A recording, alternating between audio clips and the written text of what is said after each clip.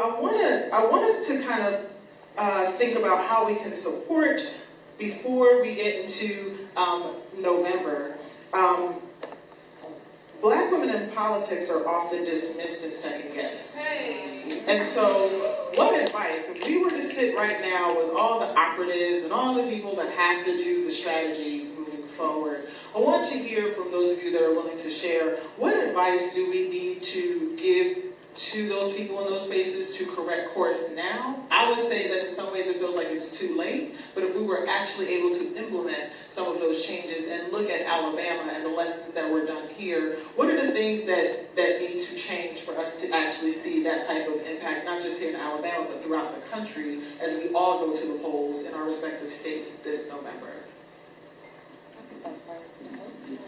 I think one of those things that we need to decide what we're going to do and stick with it. I think that even in this instance, I don't know how I feel about the praising of Black women for saving America. I feel like we need to not save it. Like, I think we're saving America from seeing itself. And mercy. People think that they can handle hardship.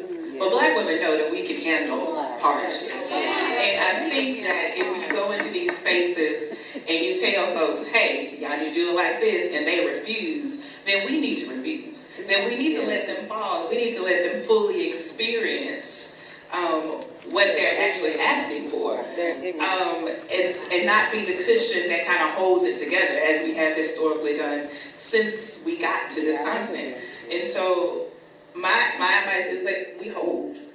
We know that we can take care of ourselves. We've taken care of ourselves as we've been here. I think other populations need to feel what they're asking for when they dismiss us in these more traditional forms.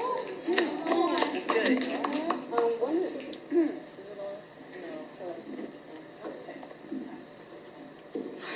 One of the things I think we can do is demand that our strategies be heard. I think oftentimes, so I'm in Tennessee, that's where I live and work, and one of the things that I've noticed, I've been living in D.C. for the last 13 years, just recently moved back to Tennessee, my home state, and I get very, very frustrated when people say, well, I'm going to wait my turn, I'm going to go through this person and let them take credit for my strategy. And so I'm not doing that anymore. So I think as Black women, as Black operatives, we need to demand a meeting with the man. So if whoever the person is, that's the campaign manager, the deputy campaign manager, the field director, whomever it is, we need to just be assertive and go ahead and approach those people directly. I think we operate in this space where Black people have traditionally been put into the field positions on campaigns.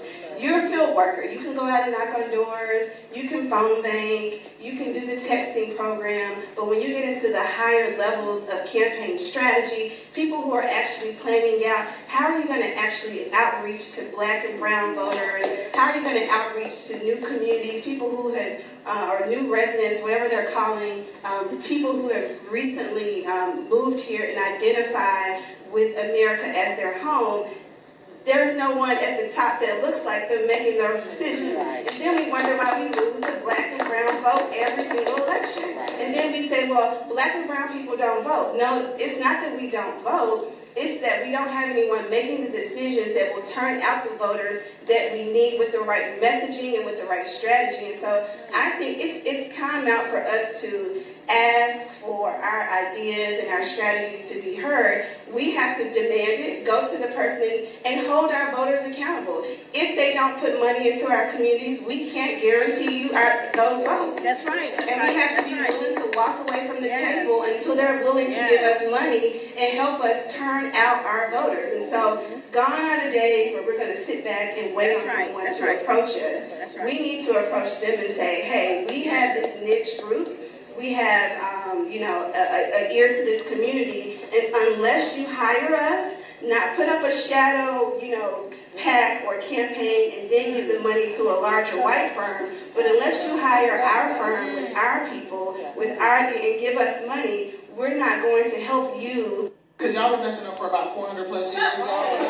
Give me 4. Give me 4 days, right? I also want to put out there that sometimes the pressure is actually way too great That's for right. progressive Come on. spaces in general, but Black people in specific, we cannot afford to fail. That's right, And that's that's part right, of the that's right, problem that's with right. this money game, right? Is that they don't allow us to play a little bit in this political space. And we've had people playing with our lives for a long time. That's right, that's We should right. be able to make our own, and then they don't deliver, and we don't get a refund. So right, I think we need to actually think about how we often demand for space to make mistakes, That's right? right, To that's fail right. forward. That's Sorry. right, that's right, that's good, that's good.